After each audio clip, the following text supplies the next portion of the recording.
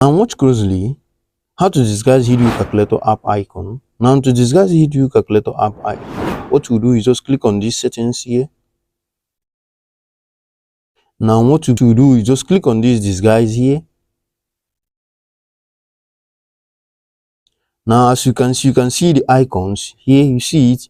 What you do is just click on anyone or select anyone you like here. Now what you do is just click on this confirm. Now what you do is just click on this change here. Now as you can see, it have changed. Now to know if it have changed, you see it has to change. You see the calculator here, you see it have changed, you see it. So that's how to disguise Hideu calculator app icon here. If you found this video helpful, give us a thumbs up, subscribe and click on the bell icon for more helpful tech tutorial. And most of all, thank you for watching. See you on the next video. Peace.